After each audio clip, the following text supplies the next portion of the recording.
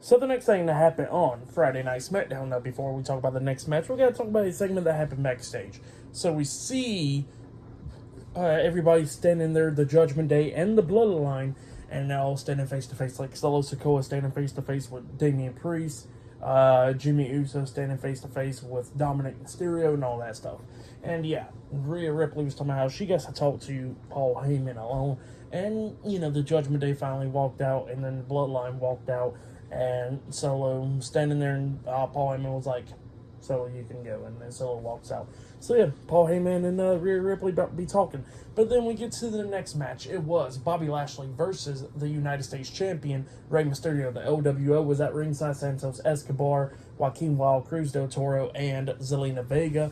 And then Bobby Lashley had Angelo, Dawkins, and Montez for the Street Profits standing at ringside. So yeah, we get to this match. And this match, it was a pretty good match. It was going back and forth a little bit, like Rey was doing his high-flying moves to try to take down Bobby Lashley. And Bobby Lashley obviously using his strength to toss around Rey Mysterio and everything.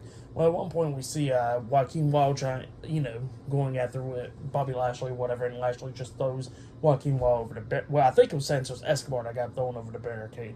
But then everybody started going after each other outside the ring, like we see Angelo Dawkins tossing Cruz del Toro into the steel steps head first, and then Joaquin Wilde tried to go and fight Angelo Dawkins, and then Angelo Dawkins pretty much shoulder blocked him doing the pounce or whatever onto Joaquin Wilde, and Joaquin Wilde went flying into a German suplex by Montez Ford, getting laid out. Rey Mysterio looked on, and then he turns around, he gets hit with a spear by Bobby Lashley and got pinned for the 3 count. So yeah, Bobby Lashley defeated Rey Mysterio in a 1-on-1 match, but then as soon as the match ended, Lashley quickly got out the ring because Santos Escobar runs in there with a steel chair in his hand, so try to hit Bobby Lashley. But yeah, that's what happened there.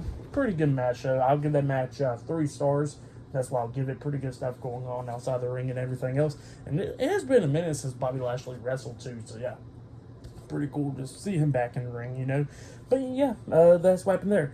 But then after that, we see Paul Heyman and Rhea Ripley talking backstage still, and they was talking about a deal, talking about how the Bloodline and the Judgment Day should work together and all that stuff. And then Paul Heyman was like, "Well, I gotta authorize this with my tribal chief," and Rhea Ripley was like, "It is authorized, by me." And then Paul Heyman was like, "No, I gotta do it by my tribal chief. I gotta talk to my tribal chief." And Rhea Ripley was like, "I am your tribal chief. Your boy Jey Uso acknowledged me, so you going to acknowledge me." So yeah, that's what Rhea Ripley says. And then Paul Heyman looks at her and goes, and he actually has some balls. This is the funniest thing. And he goes like, "You know whose locker room you're in?" He says, "I only acknowledge one person, that is Roman Reigns." So yeah, pretty funny stuff. And then Rhea Ripley was like, "You know what? Fine. You're authorized to use your phone."